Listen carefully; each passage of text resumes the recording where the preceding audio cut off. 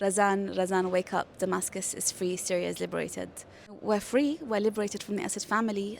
Syria has been held hostage, Syrians and Syria has been held hostage to the Assad regime for 54 years. It's not processing right now, over my entire life actually, because my parents have been opposition for the last 43 years. So I was born into this very anti-Assad, sort of very opposition family. My name is Razan Saffour. I'm a British Syrian activist who's been working on the Syria sphere in the Syria context for the last 13 years. So I'm visiting my sister now in Doha. I'm also here at the Doha Forum, so I'm not at home. I'm not with my parents. Last night I spent all night keeping up with the updates. So when Homs was liberated, my sister was asleep. I called my parents in London and was celebrating with them over the phone. And we knew that when Homs falls, Damascus falls. But I think there was always that, we still don't know when, we still don't know how fast. I eventually gave into sleep around 3:30 a.m., 3:34 a.m. And then I woke up at 6 a.m. to my sister shouting, Razan, wake up, Damascus is free, Syria is liberated. And I stumbled out of bed, shaking, fumbling, just like, looking for my phone so that I can confirm that what my sister said is true. Honestly, I can't process yet. It feels too good to be true, and I don't think I'm going to actually be able to process until I actually step foot in Syria. It's completely surreal. It still doesn't make sense. I still feel like I'm gonna, take my phone, write, or congregate with people in a meeting and write a statement about how, Assad needs to stop bombing and how Assad needs to leave. Like it's not processing right now. Over my entire life actually, because my parents have been opposition for the last 43 years. So I was born into this very anti-Assad, sort of very opposition family. I've dreamt about going back to Syria so many times, I can't explain to you. But in the last, say, 8 years since the fall of Halab, I stopped myself from dreaming about that. I stopped thinking about that. It just felt too difficult to think about. It was too hurtful to think about.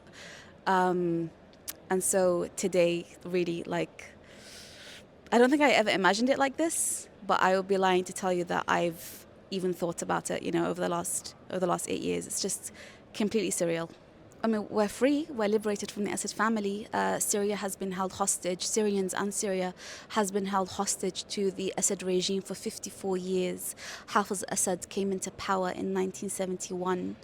And ever since then, either him or his son have been in power, have been dictating the course of Syria, and no Syrian has been able to be free of that clutch, and anyone who has stood up against him has either been killed or has been tortured or has been massacred or has been exiled, like my parents, like my father, who's a former detainee and who was then exiled for 43 years.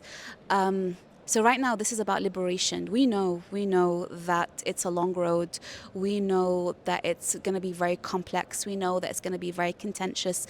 We know all of these things. We know that, there could be foreign powers involved. We know that, it's not going to be an easy ride. We're very, very well aware of this. But right now, the person who's massacred us, the person who's killed 600,000 Syrians, the unofficial number being at 1 million, the person whose father killed 40,000 people in Hama in 1982, the person whose uncle killed 1,000 prisoners in Tadmur in 1980, these people who have slaughtered not just in prisons but also in cities all across Syria for the last decades, we are free of that. So that's what this day means. It was very isolating. It was very difficult because we weren't just fighting, by ourselves. We were also fighting against a lot of the disinformation.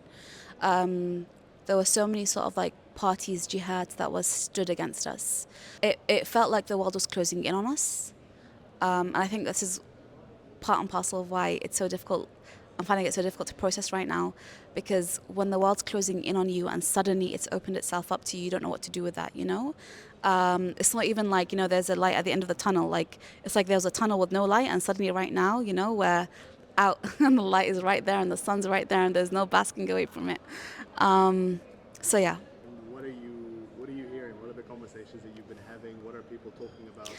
What are people preparing for? Everyone's congratulating each other. My phone hasn't stopped. My phone right now, someone's calling. My phone hasn't stopped pinging since 6 a.m. Everyone's been congratulating each other. It's as if it's Eid, the takbirat. Honestly, I don't think I've received messages like this even on Eid.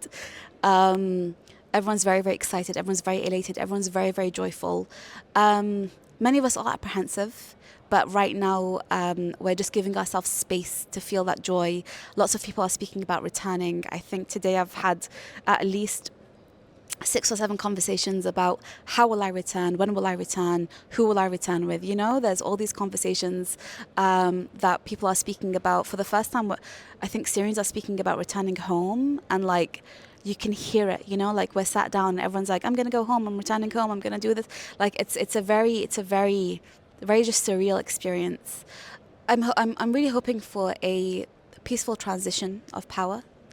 I'm hoping for a Syria led by Syrians, a Syria where Syrians have self-determination, and that our aspirations and our desire to lead ourselves and build up a nation is respected and taken into consideration by all the world, by all the powers, by all the negotiating parties right now.